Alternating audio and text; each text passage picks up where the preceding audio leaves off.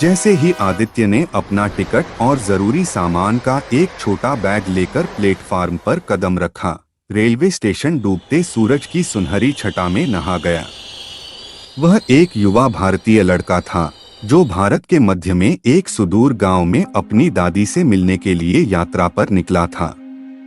यह एक ऐसी यात्रा थी जो उसने पहले अनगिनत बार की थी, लेकिन इस बार यह यात्रा कुछ अलग होने वाली थी। ट्रेन में चढ़ते ही आदित्य को एक अजीब सा अकेलेपन का एहसास हुआ। डिब्बे असामान्य रूप से खाली थे और पूरे डिब्बे में केवल एक अन्य यात्री बैठी थी। वह खिड़की के पास बैठी थी। उसके लंबे काले बाल उसकी मुलायम पीठ पर गिर रहे थे। वह एक अवर्णनीय सौंदर्य की महिला थी। जैसे जैसे रात गहराती गई, वैसे वैसे भयानक और रोमांचक जादू का एहसास भी बढ़ने लगा। आदित्य को उसकी ओर एक चुंबकीय खिंचाव महसूस हुआ, जैसे कि वह एक पतंगा हो जो लौ की ओर आकर्षित हो। उसका दिल तेजी से धड़कने लगा। उसकी पहली झलक पाते ही आदित्य की सांसें अटक गईं। वह उन सभी से भिन्न थी जिन्हें उसने कभी देखा था। उसकी त्वचा बेदाग थी, उसकी आंखें चांदनी झील की गहराई की तरह चमक रही थीं, और उसकी साड़ी रंगों की एक सुंदर टेपेस्ट्री थी जो हर नजर के साथ बदलती और बदलती प्रतीत होती थी। उसने एक अलौकिक सौंदर्य प्रदर्शित किया जिसने उसे मंत्रमुग्ध कर दिया। उत्सुक और मोहित होकर आदित्य उसके सामने बैठ गया।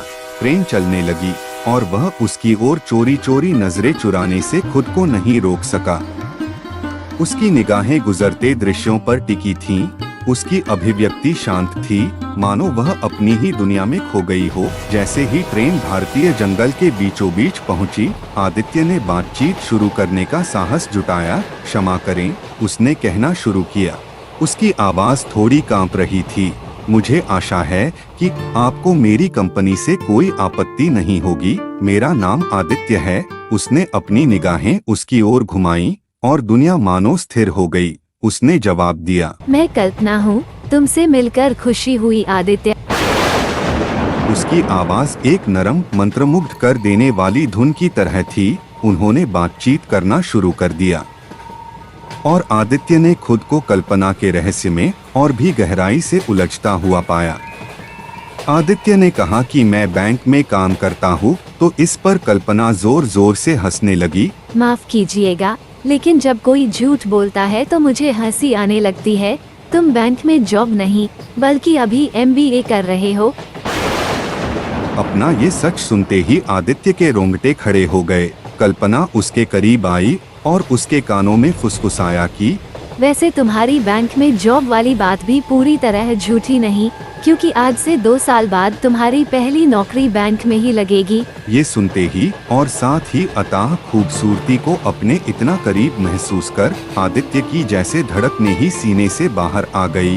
तभी ट्रेन के प्लेटफार्म पर रुकने की आवाज आई। वो लड़की खड़ी हुई और दरवाजे के पास जाकर पीछे मुड़ी और कहा, तुमसे मिलकर सचमुच खुशी हुई। जल्द ही दोबारा मिलेंगे। कहकर वो ट्रेन से उतर गई। आदित्य को रोमांच और डर दोनों महसूस हुआ, लेकिन हैरान वो तब हुआ जब उसने देखा कि जहां वो लड़की उतरी थी वहां कोई प्लेटफॉर्म तो था, मगर कोई स्टेशन नहीं था। दोस्तों, ऐसे ही वीडियोस देखने के लिए हमारे चैनल को सब्सक्राइब करें और नोटिफिकेशन बेल जरूर दबाएं।